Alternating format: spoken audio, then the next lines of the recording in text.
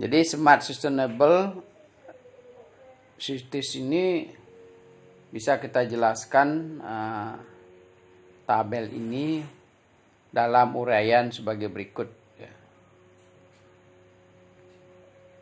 Yang pertama terkait smart governance, public service atau G2C, government to citizen maupun government to business. Jadi melalui smart governance ini kita bisa melakukan transformasi digital pelayanan publik, adopsi layanan digital, menciptakan efisiensi dalam hal waktu dan uang. Jadi baik dalam layanan citizen atau warga negara termasuk juga bisnis, kita bisa menghemat waktu dan uang. Yang berikutnya mengurangi dampak pada sumber daya dan infrastruktur kota atau kabupaten. Biaya pelayanan publik telah dibahas dan dampaknya terhadap sumber daya serta infrastruktur kota maupun kabupaten. Untuk beberapa kota atau kabupaten atau desa, layanan perlu diprioritaskan untuk transformasi digital.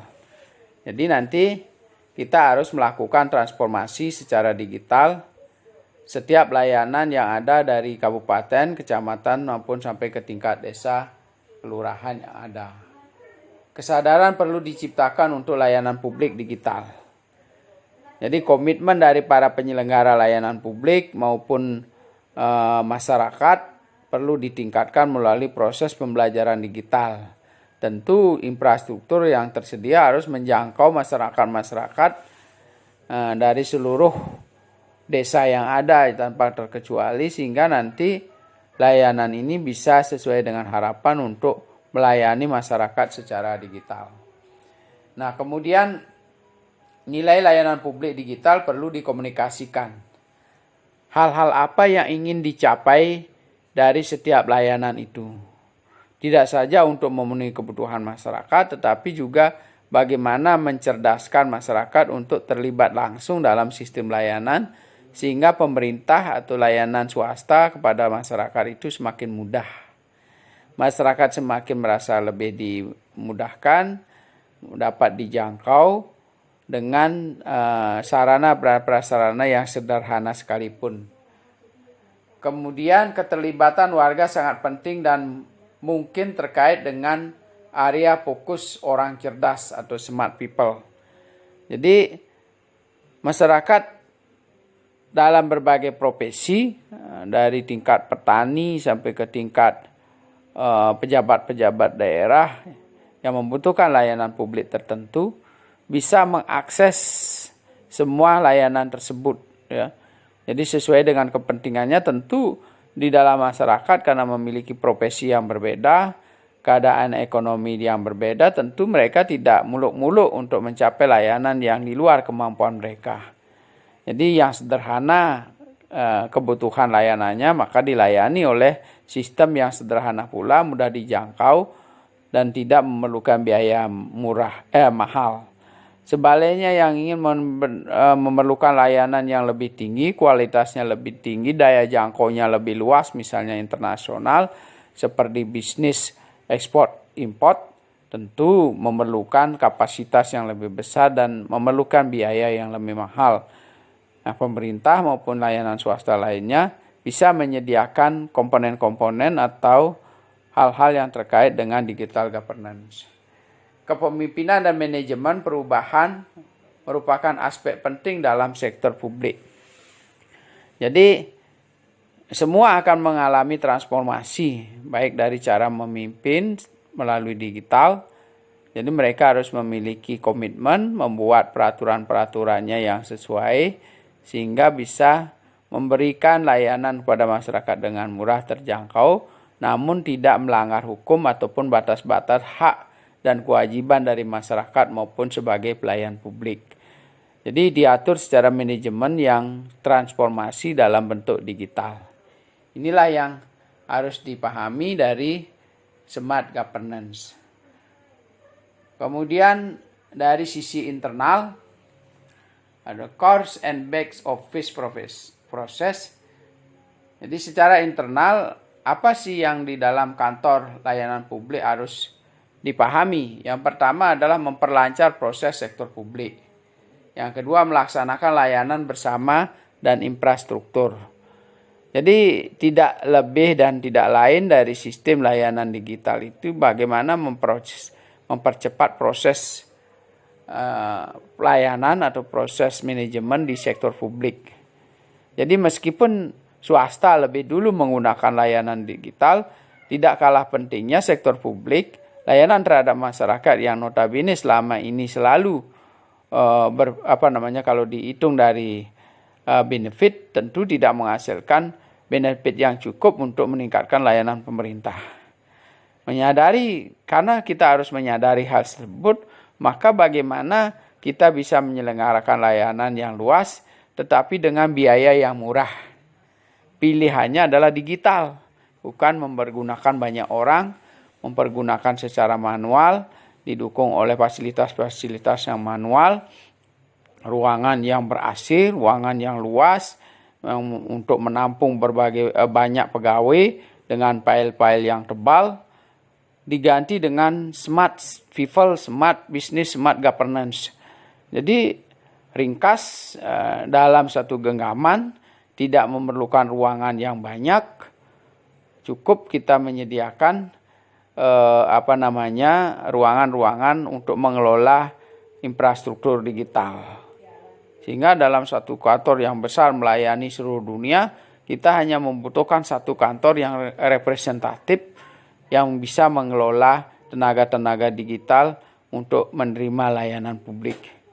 Tentu hal ini sangat ringkas dan sangat efisien, baik dari penyelenggaraan, baik dari infrastruktur fisik, maupun dari sisi distribusi dan transportasi di dalam penyelenggaraan layanan publik.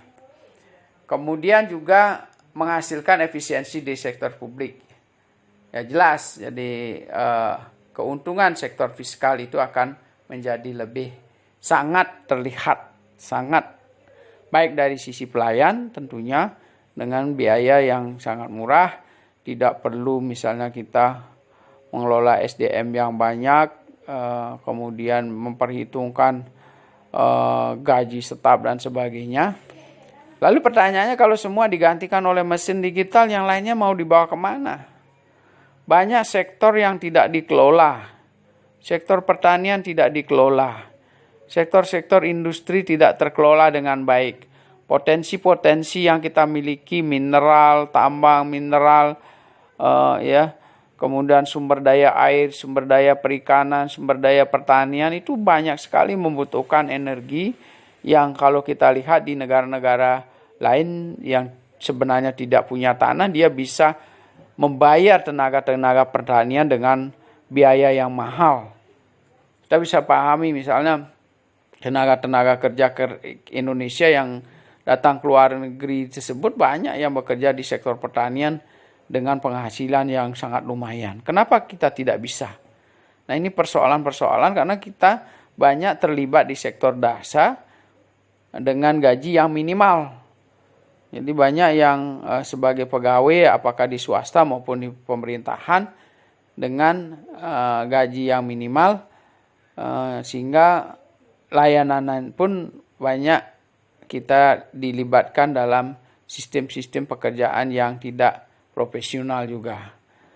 Nah, sehingga banyak sekali hal-hal yang bisa kita tingkatkan melalui penghematan energi baik dalam penggunaan sumber daya maupun sumber daya finansial. Kemudian dari sisi data, buka data, transparansi, data bersama antara entitas sektor publik. Jadi data tidak dimiliki oleh monopoli seseorang saja atau perusahaan tertentu saja, tetapi sudah menjadi konsumsi publik. Bisa memungkinkan untuk terjadi transparansi, bisa terjadi transaksi dan tukar-penukar data dan informasi. Sehingga nanti barangkali meskipun tidak ada rahasia, itu akan mencerdaskan, tidak ada politik untuk biarlah perusahaan saya saja yang maju, biarkan yang lain mati, tidak seperti itu. Karena ini sudah terbuka dengan publik, persaingan dengan secara terbuka, orang serta-merta akan melakukan persaingan secara transparan dan terbuka, kompetitif menjadi sangat sehat. Banyaklah nanti akan muncul pelaku-pelaku bisnis, pelaku layanan publik yang cerdas, yang bisa meningkatkan kemanfaatan lebih banyak kepada masyarakat. Menciptakan peluang untuk inovasi, data sebagai bahan bakar untuk inovasi. Jadi sebenarnya kelihayan di dalam mengelola digital, menginput digital, komitmen yang tinggi untuk mencari data-data yang berkualitas untuk dimasukkan dan ditayangkan secara digital, itu akan mendorong orang-orang untuk berlomba-lomba menciptakan sistem yang canggih, sistem yang mudah, sistem yang menarik, sehingga orang-orang itu akan bisa saling berlomba untuk meningkatkan kualitas, baik dari sisi tampilan digital maupun dari sisi layanan yang diberikan pada masyarakat. Tentu nanti efeknya adalah setiap masyarakat yang menerima layanan itu akan merasa senang, meningkatkan kepuasan, dan menjadi terpelajar oleh karena sistem yang kita bangun. Jadi edukasi terhadap masyarakat ini akan terus meningkat. Anak-anak kita belajar melalui media digital, yang tidak tahu gurunya sendiri belum pernah mengajarkan matematika yang diajarkan, tapi ternyata siswanya sudah duluan dia belajar tentang hal tersebut dari media online yang diajar oleh guru-guru profesional di tingkat nasional, sehingga sistem pembelajarannya menjadi sangat mutakhir dan canggih, mudah dipelajari, bahkan orang-orang awam pun mudah mempelajari. Sehingga matematika yang sulit karena transfer guru yang tidak profesional atau tidak bisa menjiwai muridnya.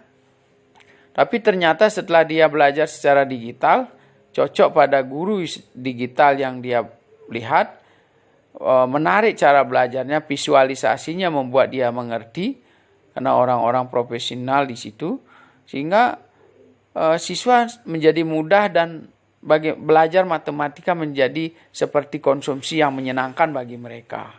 Demikian juga pelajaran-pelajaran lain seperti kimia, fisika, bahasa Inggris, atau bahasa asing lainnya, karena di situ akan ada persaingan inovasi yang ditampilkan oleh guru-guru pembelajar tingkat nasional dan bisa dipelajari oleh seluruh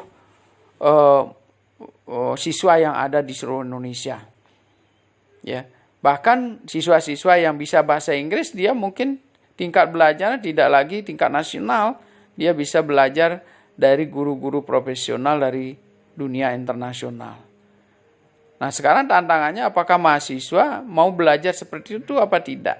Bisakah memanfaatkan media digital atau online ini untuk pembelajaran, untuk meningkatkan kualitas diri? Karena kalau dosen mengajar di kampus itu bersifat teori. Tapi kalau Anda belajar melalui dunia digital dari YouTube misalnya, kita melihat di situ bagaimana kita berpraktik tentang komunikasi. Kita akan lihat bagaimana seorang guru di sana mengajar muridnya berpraktik komunikasi bahasa Inggris. Ya, di situ nanti berkomunikasi dengan orang asing, ya. Jadi dengan pelan disampaikan, kita bisa melihat percakapan mereka sehingga tidak hanya monoton kita mendengarkan bicara seorang guru yang ada di depan kelas. Jadi kita bisa melihat percakapannya langsung. Bagaimana guru-guru profesional itu memperbaiki ketika muridnya mengalami kesalahan di situ. Kita bisa melihat dari YouTube dalam durasi yang singkat, 5 menit, 10 menit, Anda sudah mendapatkan pengetahuan yang cukup. Bagaimana juga misalnya di bidang pertanian, mengolah hasil pertanian. Ya, mengolah kelapa menjadi racikan-racikan yang menarik menjadi minyak atau menjadi kue ketika dicampur dengan bahan-bahan hasil pertanian lainnya yang lezat, yang mudah Anda praktikkan langsung dari sistem pembelajaran yang diberikan oleh media YouTube. Tapi saya berharap di sini media-media itu disediakan oleh forum-forum resmi atau perusahaan-perusahaan resmi yang mendapat lisensi dari pemerintah, sehingga banyak orang belajar tidak keliru mencampurkan bahan-bahan yang bisa menghasilkan makanan yang lezat, bergizi. Jangan sampai mereka belajar pada YouTube yang tidak karu-karuan, yang diupload oleh organisasi yang tidak bertanggung jawab, ketika kita campur makanan tersebut menjadi racun misalnya, atau tidak jadi apa-apa sehingga menimbulkan kerugian oleh banyak orang yang berpraktik di situ. Ya. Sehingga konsumsi yang kita terima melalui digital itu betul-betul sudah terpilih oleh dan diberikan oleh kelompok-kelompok yang profesional yang dipilih oleh pemerintah. Nah, kemudian Smart City Governance, sebuah kerangka kerja termasuk prinsip-prinsip yang akan bermanfaat. Ya, kemudian kerangka kerja harus membahas isu seputar inclusiveness dan partisipasi. Yang dimaksud dengan inklusif di sini adalah keterlibatan langsung. Ya, keterlibatan langsung dan rasa memiliki yang tinggi dari masyarakat untuk menciptakan sesuatu. Barangkali kita memiliki pengalaman-pengalaman dalam membuat sesuatu, ya, menyelesaikan persoalan masyarakat, menyelesaikan teknologi. Karena kita bisa lihat di beberapa media yang tersedia, dia bisa mengolah misalnya bahan plastik menjadi minyak kendaraan BBM. Nah, contoh-contoh seperti itu bisa membuat keterlibatan masyarakat dalam mengupload bahan-bahan cerna yang bisa dimanfaatkan oleh orang banyak. Ya. Jadi kembali lagi kesadaran masyarakat. Karena rasa memiliki tinggi ini untuk meningkatkan kecerdasan masyarakat, jangan pula mengupload hal-hal yang justru membahayakan masyarakat kita. Gitu. Jadi seperti yang sering kita lihat, ada orang memakan sepaku, ada orang yang memakan pecahan beling dan sebagainya. Itu sebenarnya sangat berbahaya ketika dicerna oleh anak-anak yang tidak tahu apa-apa, ternyata dia mempraktikkan.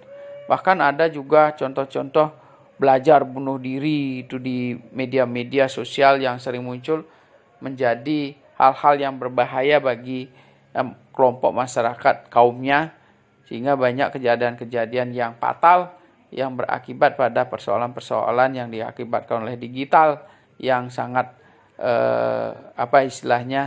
keliru dan menyesatkan pemikiran-pemikiran dan praktik yang ada di dalam masyarakat. Nah, kemudian juga perlu untuk memecahkan alamat di sebuah kota atau desa, ya.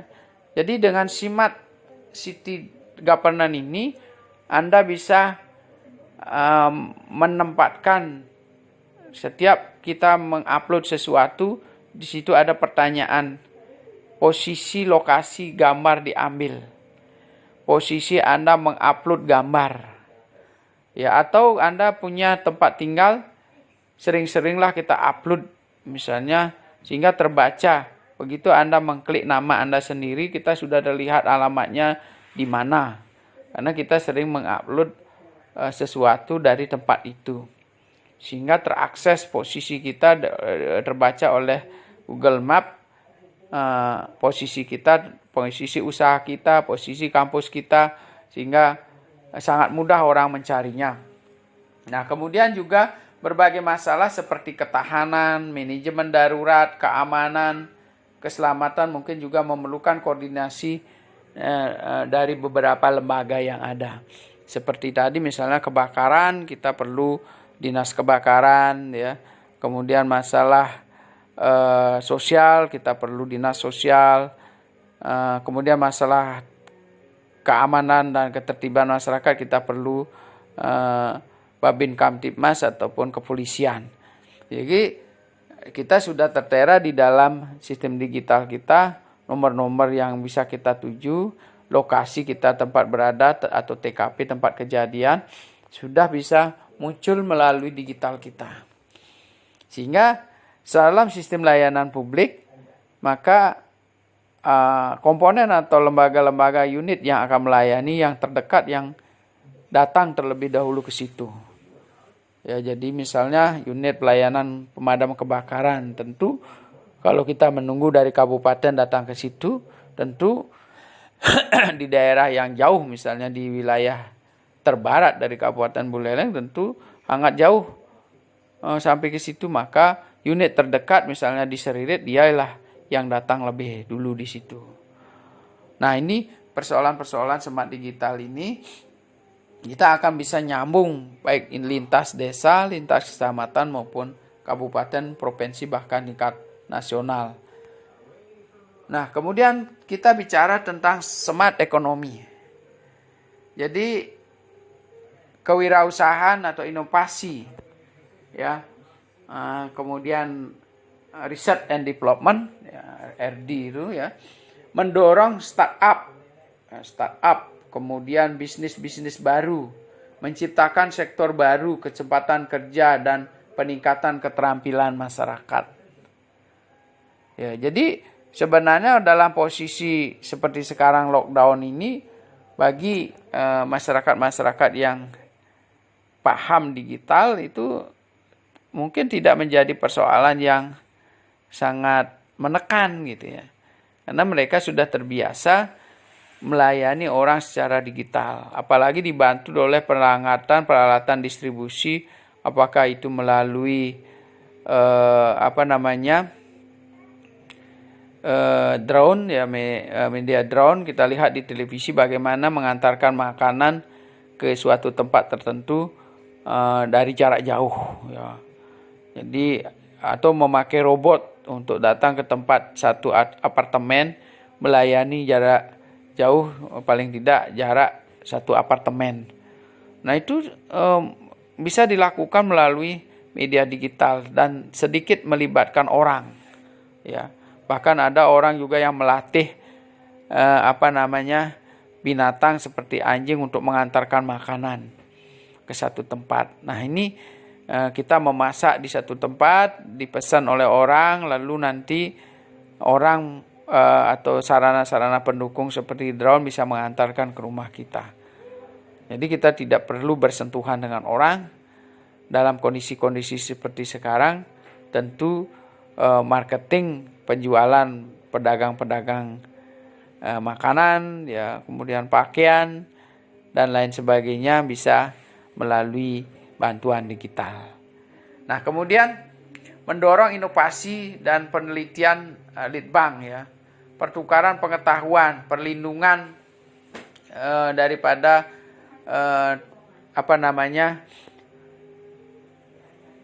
industri, ya, industri, kemudian juga perlindungan personal pada masyarakat, ya.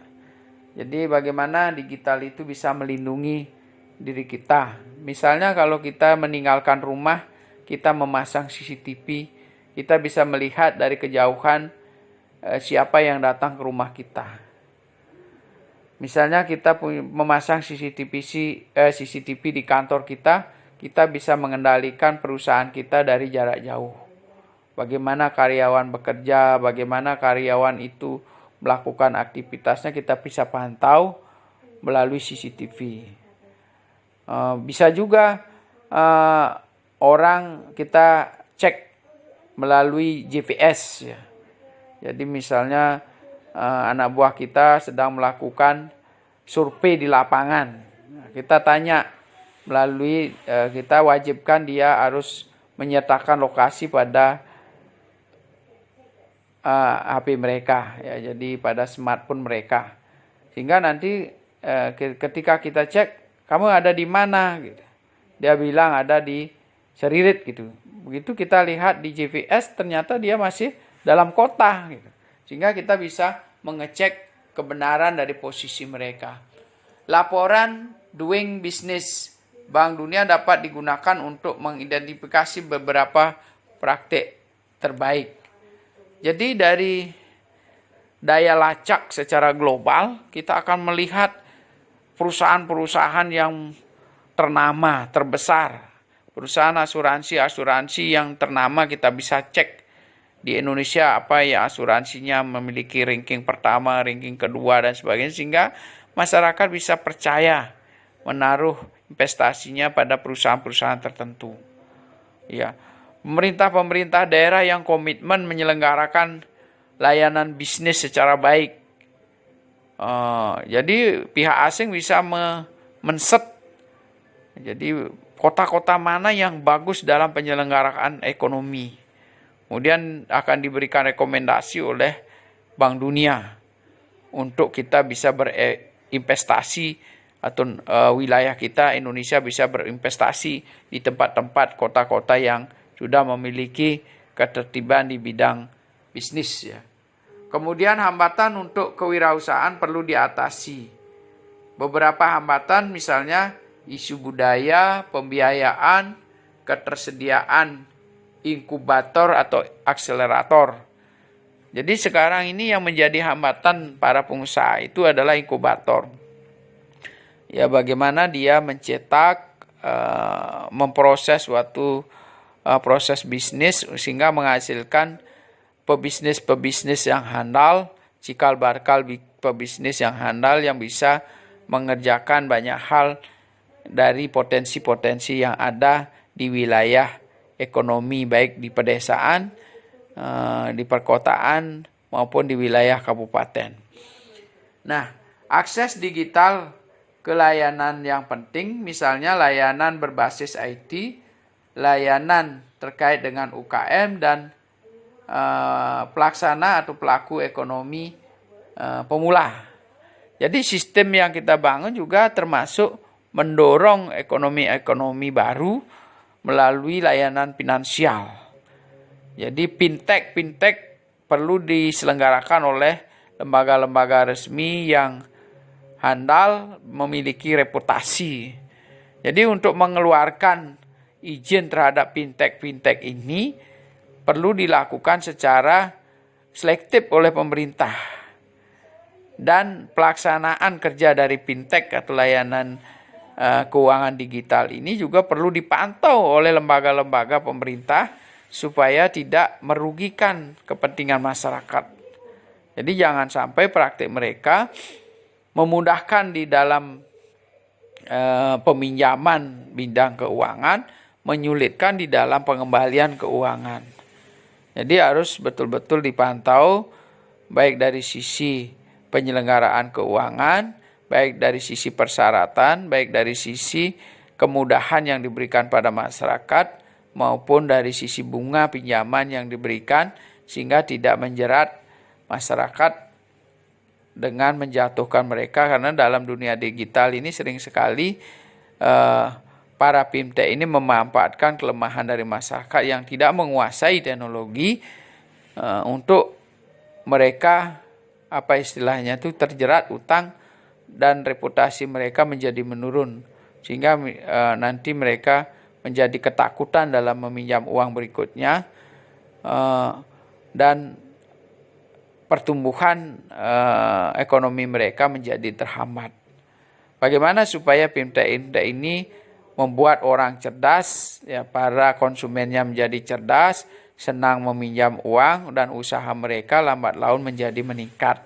Bahkan tidak saja mereka bisa meminjam, tapi juga menyimpan uangnya kepada jasa fintech yang sudah mereka ajak kerjasama. Smart financing, misalnya mekanisme pendanaan dan alternatif pembiayaan untuk smart city proyek. Jadi smart financing ini jadi melalui digital governance ini, seperti tadi saya bilang, dalam sistem tertentu kita bisa melacak perusahaan-perusahaan yang baik. Kemudian kota atau daerah atau kabupaten yang baik pengelolaannya secara finansial, untuk direkomendasi diberikan rekomendasi untuk bisa berinvestasi di tempat itu, sehingga pemerintah bisa menjamin keamanan dari keuangan para investor ketika masuk di sebuah kabupaten yang sudah dinyatakan memiliki kredibilitas di bidang keuangan dalam tata kelola keuangan secara governance. Karena kalau sudah governance-nya berjalan dengan baik, tata kelola keuangan mudah dikontrol, kemungkinan kebocoran keuangan sangat tipis, kemudian juga dalam pengurusan perizinan tidak memerlukan biaya yang tinggi. Jadi tidak ada korupsi, tidak ada uang-uang lain yang harus dibayar oleh para investor, uang keamanan, uang meja dan sebagainya, sehingga tingkat pengeluaran yang dikeluarkan oleh investor itu menjadi sangat tinggi dibandingkan dengan menggunakan digital governance. Kemitraan publik dan swasta, insentif investasi, daftar awal dari dana global. Jadi juga kita bisa melihat perkembangan pertumbuhan ekonomi secara cepat di satu daerah. Jadi tidak hanya kita mempercayai rekomendasi dari Bank Dunia atau pemerintah untuk memvestasikan keuangan pada daerah tertentu, tapi kita juga melihat data perkembangan yang signifikan dari sejumlah investasi yang ditanam di daerah tersebut yang bisa meningkatkan kepercayaan para investor pada wilayah bersangkutan. Jadi kita bisa melacak tingkat korupsi di situ. Banyak tidak uang masyarakat dikorupsi. Banyak tidak ada penipuan di bidang investasi di situ. Investasi bodong banyak sih enggak masyarakatnya yang kena. Bagaimana misalnya tingkat kejahatan dari cybercrime ataupun kejahatan-kejahatan yang bersifat kekerasan fisik di wilayah tersebut. Nanti data secara digital akan terlacak dengan cepat di wilayah tersebut. Jadi apa yang direkomendasikan tidak bisa dipercaya begitu saja. Mereka yang berinvestasi akan melacak rekam jejak digital yang pernah ditayangkan baik secara resmi maupun tidak resmi oleh media-media massa.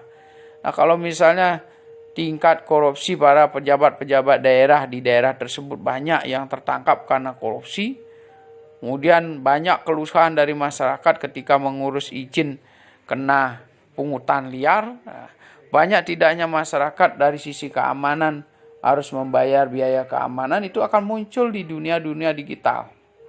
Nah, ini akan berpengaruh terhadap kepercayaan investor untuk menanamkan modalnya di wilayah ekonomi yang direkomendasi oleh pemerintah tersebut. Kemudian smart sector enable. Jadi keterlibatan ya, melibatkan sektor-sektor ya. Jadi penggunaan ICT yang cerdas di sektor ekonomi dalam berbagai aspek ekonomi atau dalam berbagai bidang ekonomi, kemudian meningkatkan daya saing dan keberlanjutan sektor ekonomi, meningkatkan produktivitas di bidang ekonomi. Nah, banyak sekali kendala ketika kita mencari informasi tentang bahan baku.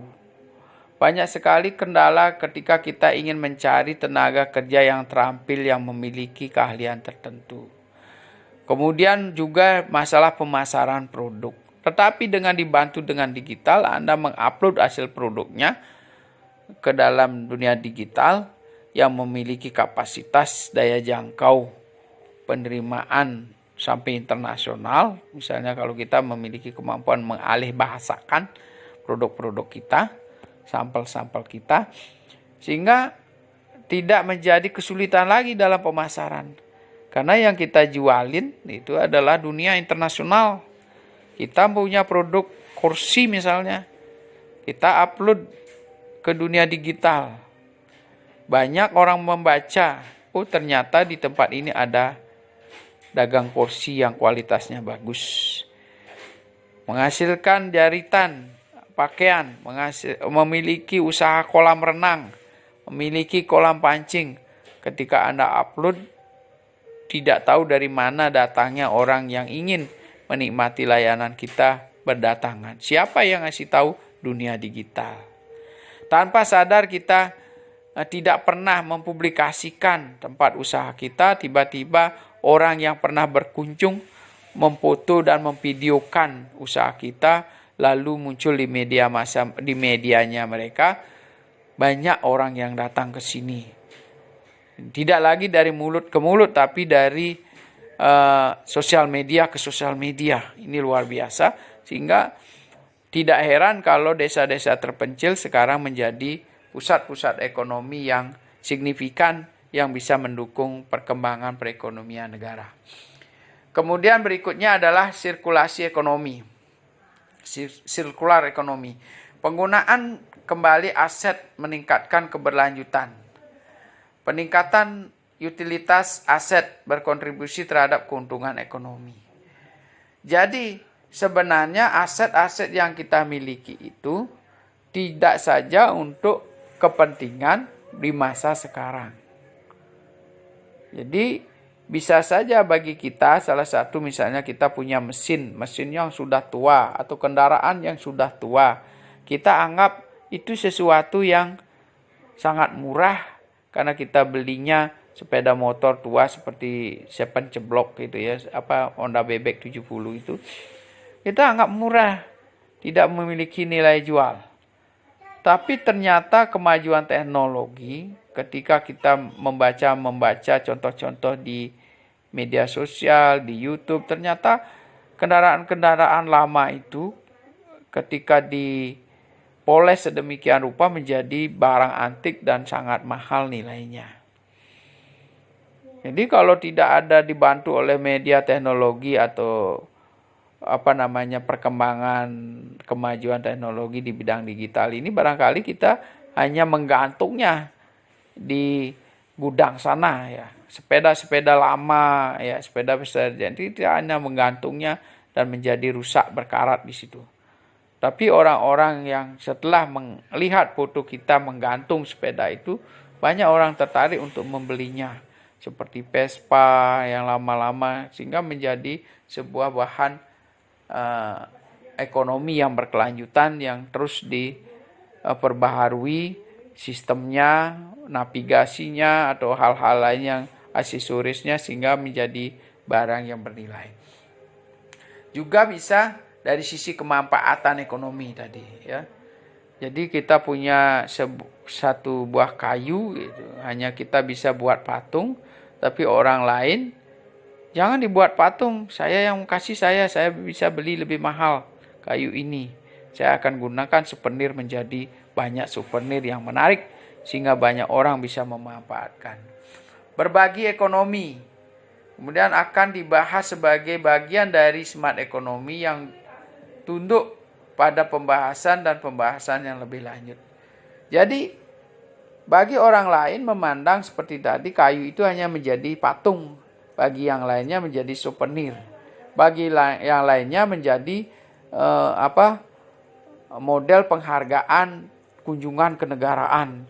Jadi ternyata dibuat souvenir tertentu diberikan pada kunjungan-kunjungan kenegaraan, malah pejabat-pejabat negara yang menerima souvenir dari kayu yang bagi kita seorang yang tidak bisa menghargai nilai seni, bagi mereka menjadi bernilai kualitas tinggi.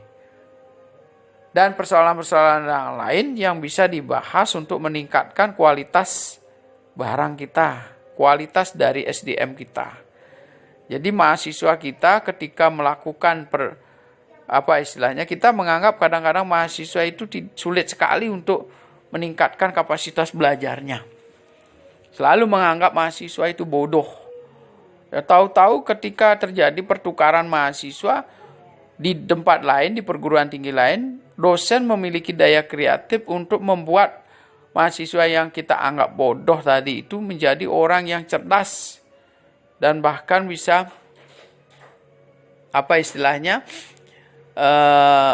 lebih pintar dari guru yang mengajarnya. Ya. Jadi mungkin dengan kita sebagai gurunya yang sehari-hari tidak nyaman, tidak merasa senang, tapi begitu terjadi pertukaran belajar yang juga ditempuh melalui digital proses ini, nah terjadi pertukaran pelajar, ternyata mereka senang sama gurunya, nyambung dengan gurunya, mengikuti perintah-perintah gurunya, dan teknik belajarnya juga berbeda. Tahu-tahu orang yang kita anggap paling bodoh di kelas kita justru balik lagi ke kampus kita menjadi orang yang cerdas, membawa inovasi tersendiri yang membuat orang lain menjadi kagum pada teknologi mereka yang mereka kembangkan. Nah, inilah beberapa persoalan yang perlu kita cermati di dalam sistem layanan digital. Nah, bagaimana keterhubungan atau sinergitas dari ketiga fokus area sustainable ekonomi digital, sustainable governance digital ini? Ya, baik dari sisi ekonomi, smart people, smart economy maupun smart governance. Sebagai contoh di sini diungkapkan, layanan publik mungkin memerlukan keterampilan keaksaraan digital. Yang dimaksud keaksaraan digital adalah kemampuan untuk mentransformasikan program-program manual ke dalam bentuk digital. Jadi bahasa-bahasa digital. Ya, jadi kita punya ide, punya produk yang ingin diserap atau ingin ditampilkan dalam bentuk digital. Gimana sih caranya mengelola itu? Ya, sehingga menjadi smart people dan dapat mendorong sektor terkait teknologi informasi dalam ekonomi pintar. Jadi menjual produk, menghasilkan produk berada dalam genggaman kita. Inilah yang kita harapkan ke depan sebagai cetusan ekonomi kerakyatan. Ya, bagaimana orang mengelola Bukalapak, bagaimana orang mengelola Gojek, ya, kemudian pelayanan-pelayanan digital lainnya, yang penjualan buku secara digital, ya, penjualan makanan-makanan secara digital, produk-produk keterampilan, ya, mengelola keterampilan, alat-alat pertukangan dan sebagainya. Ya. Kemudian open data dalam smart governance dapat mendorong inovasi dalam smart economy. Hal ini juga dapat memungkinkan gagasan inovasi oleh warga negara untuk mengatasi tantangan yang ada di daerah maupun kota dan untuk mengajukan solusi terhadap kota maupun daerah berkelanjutan yang cerdas melalui keterlibatan dan partisipasi yang penuh dari orang-orang pintar.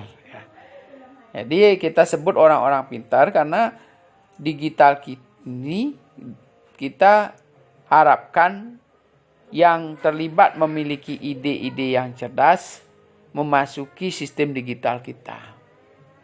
Sehingga nanti variasi dari perkembangan digital kita itu menjadi sangat penuh dengan inovasi dan daya kreatif.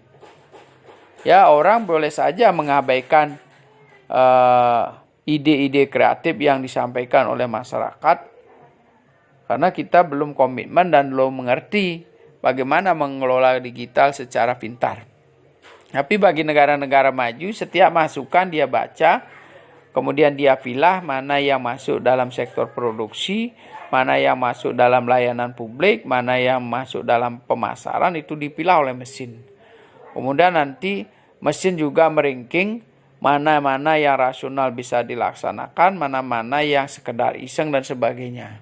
Tentu nanti yang tidak mendapatkan tanggapan yang respon yang baik berarti tidak memiliki kualitas dari input yang diberikan secara digital oleh masyarakat yang kita layani. Keterlibatan dalam orang pintar dapat meningkatkan layanan publik dan tata kelola yang cerdas. Jadi bagaimana inclusiveness, keterlibatan secara mendalam orang-orang yang cerdas. Jadi kita anggap bahwa orang-orang yang terlibat dalam media sosial itu adalah orang-orang yang cerdas. Tapi kalau terlibat dalam media sosial justru menghasilkan keluh kesah, menghasilkan sumpah serapah atau beban mental bagi orang-orang yang membacanya, tentu mereka adalah bukan orang-orang cerdas yang terpilih. Tapi ketika kita membaca sebuah konsep, sebuah pernyataan di dunia digital, membuat hati kita tenang, membuat hati kita lega, membuat kita tertarik untuk melaksanakan. Setelah dilaksanakan menjadi berhasil, itulah yang disebut dengan digital pintar. Ya. Dan orang-orang yang memberikan komitmen atau status-status di dalam media sosial atau dunia digital itu juga kita berharap adalah orang-orang pintar. Tidak begitu mengupload status besoknya sudah masuk penjara. Begitu mengupload status besoknya sudah banyak orang yang muntah-muntah karena membuat makanan yang kita buat tidak nyaman, ya. Kita mengupload status membuat orang ngeri.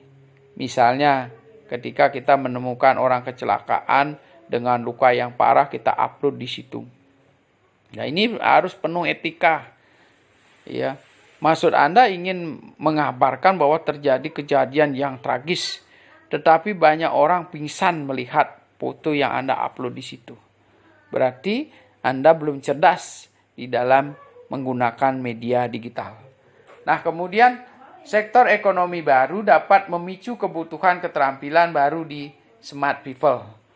Nah, munculnya gagasan-gagasan baru dan inovasi-inovasi baru yang muncul barangkali dari masyarakat sangat awam, ya. Misalnya menggunakan media plastik dalam menanam tanaman. Itu muncul dari orang-orang yang tidak pintar secara studi, tapi bisa juga dimunculkan oleh para pemulung di lapangan. Bagaimana dia menggunakan barang-barang bekas menjadi bermanfaat.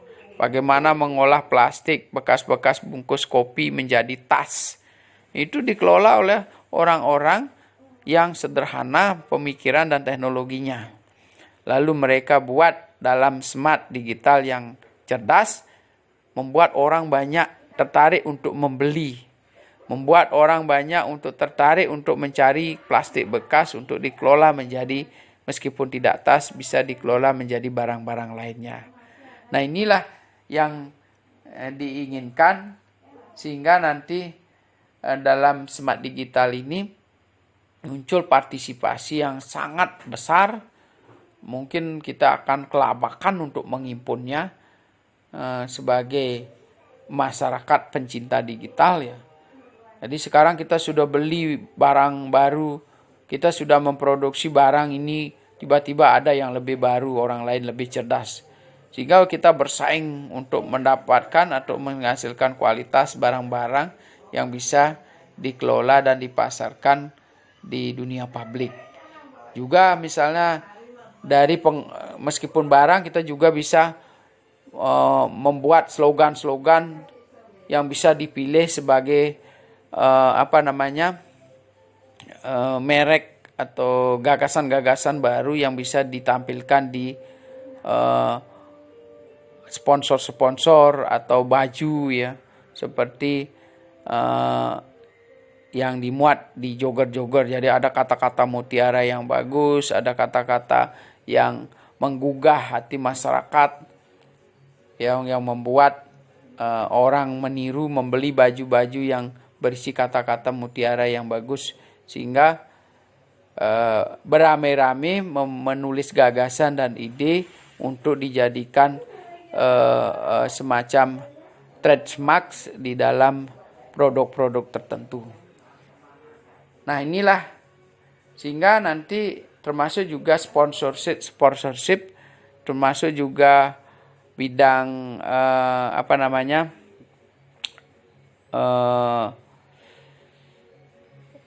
promosi-promosi yang bisa dimulai dari rumah. Tidak saja peragawati itu harus tampil di televisi, tapi dengan media yang sederhana kita bisa menggunakan anak-anak kita untuk menampilkan peragaan-peragaan busana yang kita ciptakan sendiri. Tidak perlu memakai penyanyi yang terkenal, tetapi anak-anak kita yang cantik, kita sudah memiliki kemampuan merias, memberikan aksen keindahan pada anak-anak kita, juga belajarnya melalui digital. Jadi tidak perlu lagi Anda belajar salon itu langsung pada pelatih, Dengan membayar mahal kita juga bisa belajar secara digital untuk menampilkan diri menjadi perfect, menjadi memiliki performa yang baik atau cantik dan sebagainya melalui digital juga. Nah, inilah yang bisa diambil nanti hikmahnya dengan smart people, smart governance, dan smart economy. Nah, dari kasus WG case study ini sebuah penelitian, kelompok penelitian yang meneliti di daerah Korea Utara, kemudian di beberapa negara lainnya seperti Slovenia, kemudian India, ya, tentang keberhasilan daripada e-government dari pemerintah. Ya, di sini ada Afrika, Dubai, kemudian India terkait dengan skill, Dubai terkait dengan governance electronic share service, kemudian Airport di India juga, kemudian di Seoul tentang Open Data Plaza, ya. Kemudian MyGov ada istilahnya di India, Smart Dubai juga ada di Dubai, ya. Kemudian Green Bond for City, kemudian ada London Green Funds, ya. Kemudian ada Pitport Proposed Land Register, Pan African Network, dan Dubai Blockchain. Nah, inilah beberapa yang sudah mempraktekkan. Nah, sekarang kita di Indonesia apa yang akan menjadi layanan unggulan melalui smart digital ini. Nah, terkait dengan smart people, yang pertama skill enhancement, ya. Jadi meningkatkan modal manusia, human capital, baik secara kualitas masyarakat itu bisa ditingkatkan. Jadi sebenarnya sekarang belajar untuk menjadi orang pintar dalam bidang-bidang tertentu, kita tidak perlu mencari guru kemana-mana gitu ya.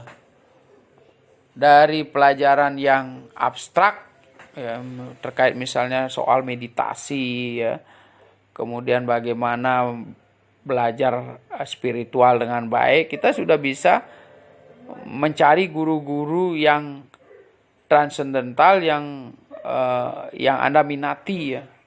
Jadi guru-guru spiritual yang Anda minati ada di situ banyak. Kemudian untuk meningkatkan di bidang keterampilan, ya, lokomotif, kemudian di bidang reparasi rumah, di bidang radio dan sebagainya, kita bisa menelusuri melalui jejak digital dengan orang-orang profesional, baik dalam negeri maupun luar negeri. Merancang program khusus untuk meningkatkan keterampilan, ya jelas sudah tadi, memberdayakan orang. Jadi bagaimana dengan smart digital Anda yang pintar bisa memberikan motivasi terhadap mahasiswa untuk belajar secara baik, ya. Jadi sebenarnya kita tidak perlu susah-susah dalam memberikan motivasi terhadap kelompok orang tertentu.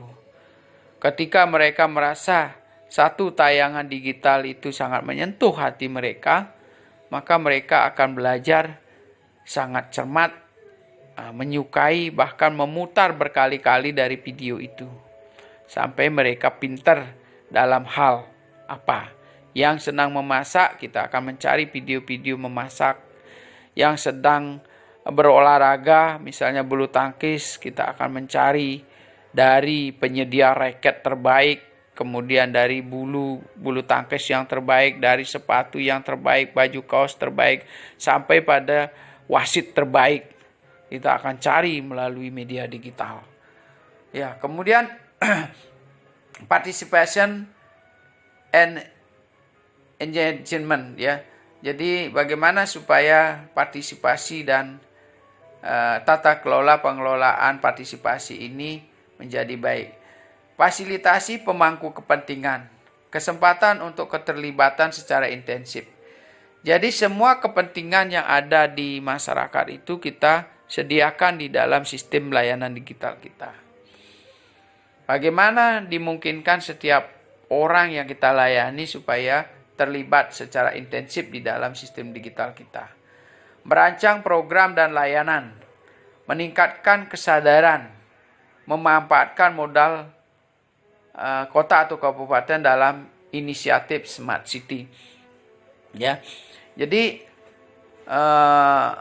Smart Kabupaten maupun Smart City kita bangun supaya masyarakat yang ingin menyampaikan keluhan-keluhannya, masyarakat yang ingin menyampaikan ide-idenya terbangun di situ. Tetapi tidak hanya sekedar menyediakan fasilitas, tapi follow up, ya, seperti pertanyaan-pertanyaan tadi itu, apa yang dilakukan setelah ada usulan atau laporan dari masyarakat. Nah, ini juga perlu dipersiapkan. Ketika kita sudah membuat Smart City, komponen-komponen pendukungnya itu juga harus siap. Jadi di kota kita, di Singaraja katakanlah begitu, tim kesehatannya untuk mengecek problem kesehatan yang ada di masyarakat siap. Tim tentang penyelenggaraan layanan sosial, apabila ada laporan tentang disabilitas, permasalahan sosial masyarakat. Tim Kantipmas kepolisian sudah siap untuk apabila terjadi pelanggaran ketertiban masyarakat, pelanggaran lalu lintas. Jadi tim-tim ini juga sudah memahami dan bisa mengoperasikan smart digital ini. Jadi kalau dulu semacam kita memakai AT-Talkie, misalnya kepolisian memakai AT-Talkie, sekarang smart digital. Orang yang terdekat dialah akan tersentuh oleh sinyal digital tersebut. Misalnya kalau ada kejahatan, ya perampokan ataupun pencurian, kekerasan di satu tempat, maka polisi yang terdekatlah yang akan tersentuh oleh panggilan laporan tersebut. Sehingga mereka secara otomatis secara fisik bergerak maupun secara peraturan dilindungi atau dibekali kekuatan secara peraturan, misalnya tidak perlu lagi ada surat perintah, penangkapan dan sebagainya. Jadi proses-proses digital ini juga harus disertai dengan peraturan-peraturan yang mendukung supaya sistem layanan itu bisa cepat dilakukan. Misalnya ada kerusakan jalan, tidak ada perlu lagi prosedur yang panjang harus melapor ke PU, kemudian diproses dalam sidang, sehingga nanti ada laporan, kemudian dirumuskan dalam anggaran, baru diperbaiki jalan.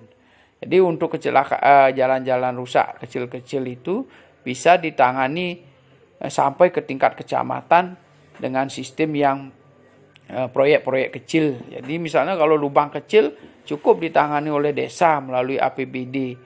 Jadi siapa yang paling dekat,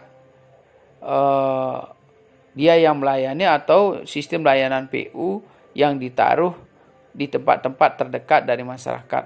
Ya, kalau misalnya jalan kabupaten, jadi kita menyediakan layanan-layanan yang cepat untuk memperbaiki kerusakan-kerusakan yang dilaporkan oleh masyarakat yang bersifat juga seperti digital. Jadi tidak menunggu sampai berbulan-bulan, ya mungkin cukup hitungan hari jalan itu sudah bisa diperbaiki.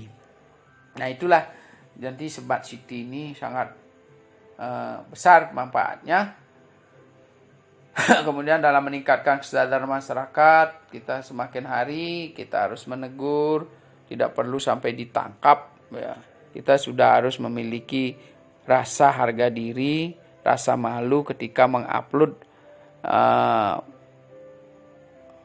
statement-statement yang bisa merugikan orang banyak atau membuat orang lain bersedih dan sebagainya. Segera kita menyadari dan mengupload hal-hal yang positif, sehingga edukasi dari sistem sosial media yang pintar itu membuat orang menjadi semangat, meningkatkan motivasi dan menjadi terpelajar di situ.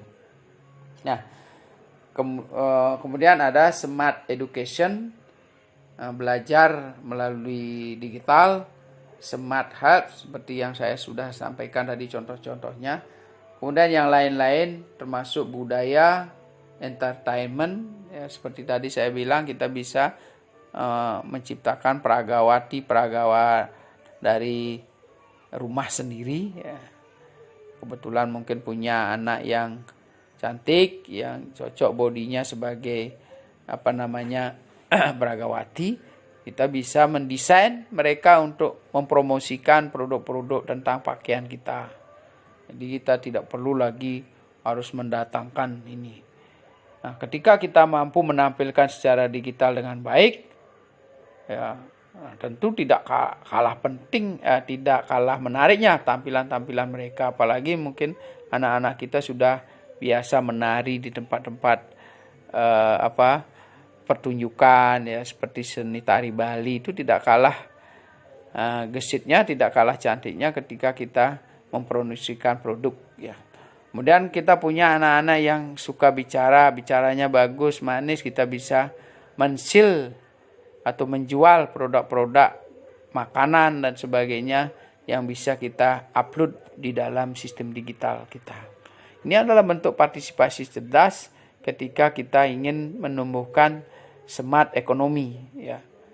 Jadi muncullah nanti ide-ide brilian dari teman-teman mahasiswa untuk melibatkan seluruh komponen keluarganya untuk berbisnis dalam semua bidang hobi mereka. Yang suka olahraga, dia bisa mempromosikan alat-alat olahraga, yang bisa menari, bisa mempromosikan seni budaya kita, yang bisa keterampilan di bidang pertanian, dia bisa mempromosikan hasil-hasil pertanian kita, termasuk juga rekreasi. Baiklah, demikian yang bisa saya sampaikan. Nanti teman-teman bisa mencermati dan bisa mencoba konsep-konsep yang ditawarkan dalam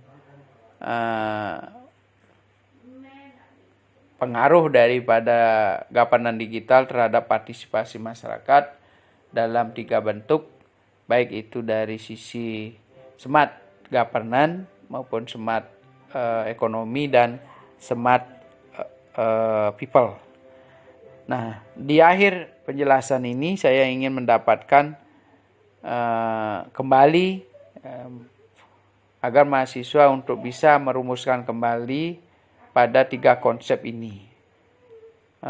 Yang pertama adalah smart governance, yang kedua smart ekonomi, yang ketiga adalah smart people. Anda konsepkan dengan bahasa sendiri apa yang dimaksud dengan smart governance, apa yang dimaksud dengan smart people maupun smart ekonomi. Dan kalau bisa, Anda bisa memberikan contoh-contoh di dalam sistem penerapan ketiga smart governance, smart ekonomi maupun smart people. Nah, demikianlah teman-teman, supaya mudah-mudahan apa yang saya sampaikan bisa bermanfaat dan teman-teman bisa mencoba berpikir kreatif, inovatif, dan belajar mempercayai bahwa dunia digital itu bisa menghasilkan orang-orang cerdas, bisa menghasilkan layanan yang mudah terjangkau, bisa juga menghasilkan pertumbuhan ekonomi yang signifikan, baik secara pribadi maupun untuk meningkatkan pertumbuhan ekonomi daerah. Sekian dan terima kasih.